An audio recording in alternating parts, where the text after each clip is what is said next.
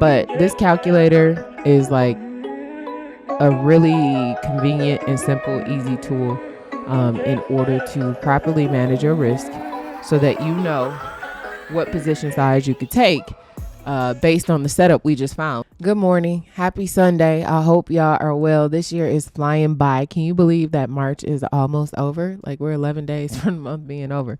It just turned March. Like, this year is just going. I'm not mad at it though, right?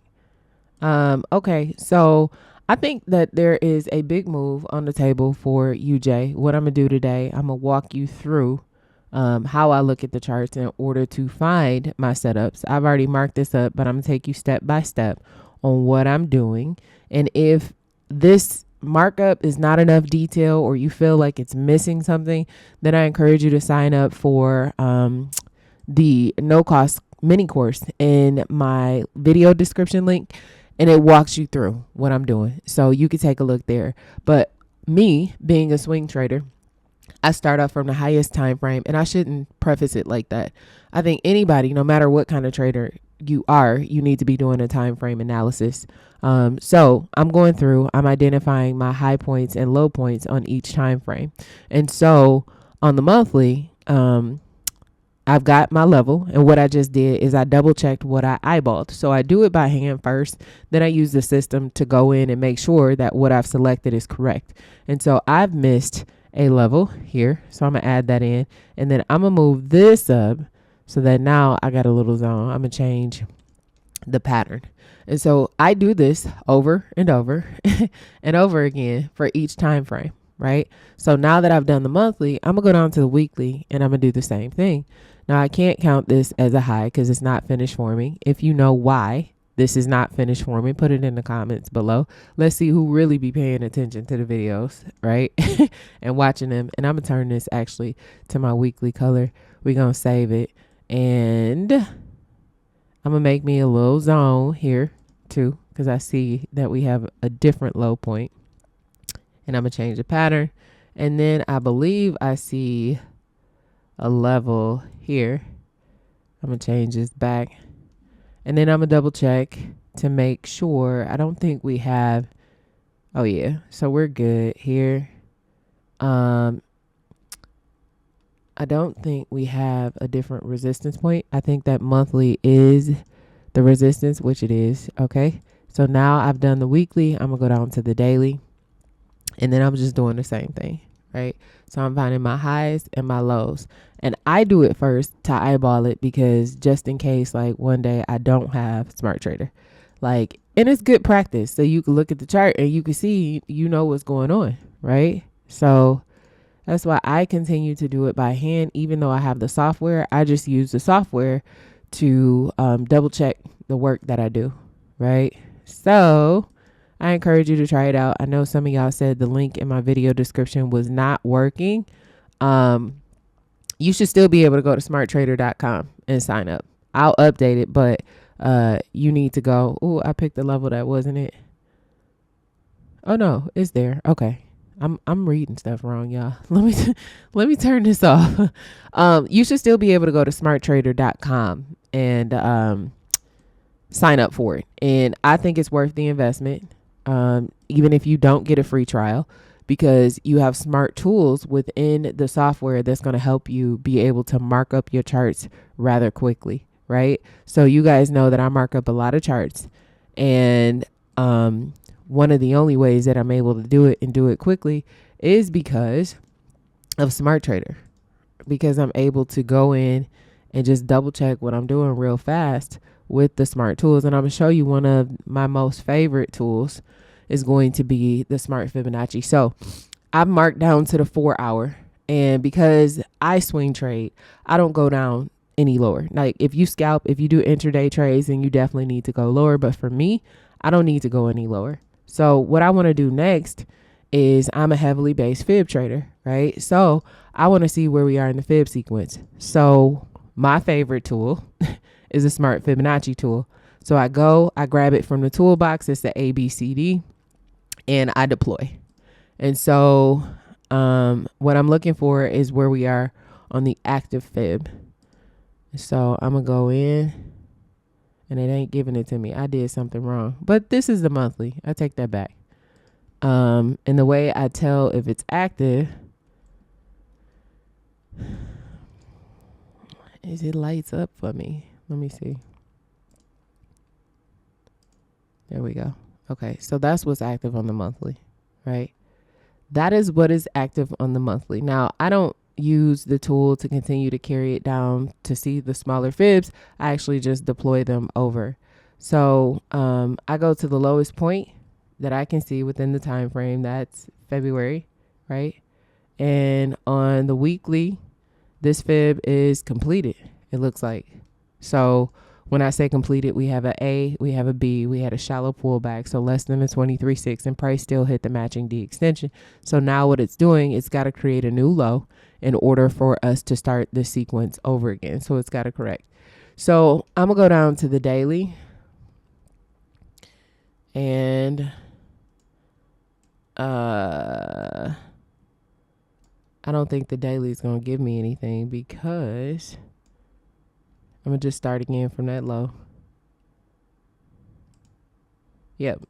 So I said it wasn't going to give me anything because the sequence has completed, right? So on the daily, this is just one level under the weekly that we were looking at. Sequence has completed. So now I'm going to go down to the 4 hour.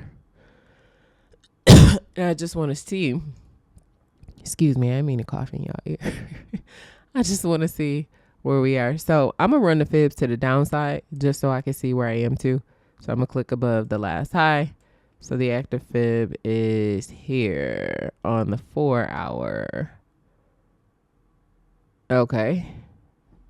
But I'm interested in buys. So to me right now, this is, I don't want to say irrelevant, but it kind of sort of is. Let me go back. Let me make sure I did this right. So I'm going to click below the last low. All right. So it gave me a different low. Hold on. I didn't see where I put that. Okay. I got it. So now I'm going to deploy from here. We got a new low.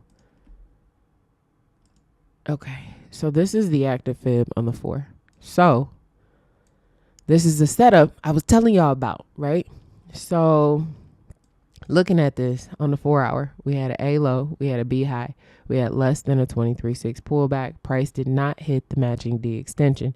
And so I always say this is that when it typically doesn't, we expect price to go back for a deeper retracement before going back and finishing out that sequence. So to me, there's a long-term buy on the table, at least to this matching D extension, which is 700 pips or so, right? But in order for price to make that happen, it's got to pass this daily resistance level in order for that to happen. Now you'll see in the active fib, price is sitting at the 61.8 pullback level. It's also sitting at a previous 4 hour support level. And so I'm looking for buys on UJ. I am looking for buys. Now, I see what I need to see here, so I'm going to get rid of this fib. If you've been watching my videos for any amount of time, you know that I don't like a crazy looking chart. Like a whole bunch of stuff on the chart for me is distracting. I see that this 4 hour level is my 61.8 fib. I know that I'm looking for buys. What I want to see is if price has hit an extension to the downside on the 4 hour. So it's got to push down just a little bit more. So it looks like, and the reason that I say that is because look at here. We had A, we had B. So A high, B low. We had a pullback to the 50% fib level, which is right here. So theoretically, price should hit 131.09 before we start to see it come back up. Now, it may even push, but let me see where that puts us. It may even push all the way down to, 129.78, or it can form support at this level. And if I look left, nope, we don't have a level on the 4 hour. Yeah, the next level is that daily level. So it may push even lower before we start to see it go up. But what I want to see now is I want to see, excuse me. I want to see where we fall. Did I do this? Yeah, okay. There we go. So what I'm looking at is where it falls in the up sequence in order for price to hit this D extension. Because if it passes that red level, then it's not going to hit, or theoretically, let me not say it's not because I don't know for sure. Theoretically, it shouldn't hit this red level here. So this is at 130.955. This is at 131.09. So before we hit the 786, it's still considered a 61.8, right? So the play that I'm thinking of, the 700 pip move, would still be in play. Now that's long term. It's not going to happen overnight. Let me get rid of that one. So my theory is that we're going to have price push down. It may find support at this 4-hour level right here, but the D extension is over here. It's at 131.09. So I'd be looking for entries once I get a swing low to form, and once I get that break, then I'll be starting to look for buys for UJ. And this is a technical analysis. This is not fundamental. This is looking at what price has done in the past and what, I anticipate it will be doing in the future. But my thought is that we're going up to up 700 pips in order to finish out the current sequence. So like I said, we can get the push down to the D extension here at 131.09 and then continue up. Or price could find support at this 131.5 and then, start to make its way up. But I really think that it's going to push down. I'm going to get rid of this fib. And I'm going to draw my trend lines so I could, basically, I'm setting the trap, right? So I mark up the chart now so that when I see what I need to see, I go ahead and I just jump in and I just pull it up on my phone. So I'm drawing my trend lines. Now, of course, I take my entry off of a lower time frame. It's really the 15-minute. And what I'm looking for is that swing low to form, a break of the trend line, and then I'm trying to find my entry. And this don't look as pretty on this time frame. I'm going to move this up, and I'm going to draw one more, and I'm going to go from... Now, let me show you something cool. So I can take my smart trend line. I can click above the last high, and it gives it to me. I right click, extend. There we go. Right? So what is this? The 18? No, 19. Really? Okay.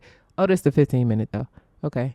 So now I use this as a guide because it doesn't it doesn't transfer well to different time frames. So I, if I'm questioning where to put something or even just double checking my work, then I go ahead and I drop the smart trend line. Then I go in and I just make sure that what I've drawn is correct. And so what I've drawn is correct. And so in a lower time frame, what I'm looking for is, like I said, that low to form. So I'm looking for the low to form, which it might not happen to somewhere over here, right? Low to form, trend line break, test of the trend line. And then, so my entry would be here. And I'm not saying price wise, I'm saying price action wise, right? I'm saying when I see this happen. But again, we may get price to break this 4-hour level and then continue to the downside to 131.09 before we start to see price make its way back up. And so let me just do one other thing. Let me grab my smart fib tool. I'm gonna click above the last high. Deploy, come on. Oh, well, let me get rid of that because that's no longer active. And let me do it here. So this is at 131.23. Yeah. So what I'm looking at is the active fib where the D extension falls and how it lines up on a higher time frame. So on a higher time frame, the D extension is at 131.09. This one is at 131.23. So, I wouldn't jump in right now. I would wait because it doesn't look like a whole lot. But when you look at them pips, if you get in now, that's like what, a 50 or 40 pip drawdown. You could get in now, but I would just wait for a little bit more precision. But I'm looking to the upside on UJ. I see a long-term move to the upside. Let me know what you guys think in the comments. How are you playing this one? And how are you setting it up? And actually, I'm going to jump into real quick. If y'all hold on 2 seconds with me. Okay, so I want to show y'all like what this looks like when you break it down into your risk to reward. And I should have started the video off with this, but this calculator is like a really convenient and simple, easy tool in order to properly manage your risk so that you know what position size you could take based on the setup we just found. So I said if you were looking to enter now, that's a 50 pip drawdown, right? So you're looking at 50 pips and what position size you would be able to trade to make sure you only risk 1% of your account. 1% of 25,000 is $250. So in order to make sure you only lose $250, then you would be looking at a position size of 0.66, right? And if you wait for, things to form that low, if you think price is going to come lower, like you could take a bigger position size. So still risking only 1% of the account, you could take 1.319, right? So if you wait and your stop loss is smaller, you could take a bigger position. But this is a way to ensure that you only lose a certain amount of money. No matter what happens going in, you should know up front. You should know, okay, if this trade does not go my way, I'm only losing $250, right? That's what you should know. I think that's where a lot of people get lost. And I took something out that I shouldn't have taken out, and I'm looking at it now. It's not going to give me what I need. So I'm going back and putting it in. Now, let me put this back. So I had a $25,000 account size. And then I'm going to choose USD JPY. I got a bunch of stuff in here that I don't trade. Maybe some of y'all trade it, but I don't. Stop loss, we say 25 pips. So I'm going to go in, I'm going to update this. We're going to put this as USD JPY. And we're going to put the same stop loss, 25 pips. So this shows you that right now, for the US dollar to get 1 Japanese yen, it's only 75, it's only worth 75 cents, basically 76. Let's call it, round it up, 76. And so let's put this at 25. And we're looking. Now, I wouldn't ride this all the way up 700 pips. Let me say I wouldn't tell y'all to do that. And I don't think I would do it either. But you would break this down, based on the fib sequences. So once you get that first move, then you'll be able to really tell where you should be taking profit. But long term, like I said, I think you should be looking for buys on UJ, or I'll be looking for buys. I shouldn't tell y'all to look for buys. But what you want to do basically is you want to find a setup at least 3-to-1 that makes sense, right? So if you only want to trade until you have 3-to-1, you can definitely do that. But I like longer trades, so at least 100 pips or more. I do take some other ones. Oh, did I put in 1%? Yeah, that's double because the account size is bigger. So I'm going to put in 25,000. So if I rode this for 175 pips, I'm risking, this is a 7-to-1 trade. So this over here, this risk to reward shows you that this is 7 times whatever you're risking. So you're risking $250, but on the table, if this goes 175 pips, then you stand to make, based off of the position size, you stand to make $1,700 just off 175 pips. And this is all within the risk to reward. Like, it makes sense and you won't blow your account. So I encourage you, go to forexlotsizecalculator.com, get you the calculator so that you can at least be on the first step to correctly managing risk so that you don't blow your account. The goal is to know what you stand to lose before you even get into the trade. I think that's key, and a lot of people miss that. So anyway, thank you guys for watching. Let me know what you think about UJ. Put it in the comments below. How are you running this one? How you gonna move with this one? And then I'll see y'all on the next video. All right, so I'll see y'all soon. Have a good Sunday. Bye.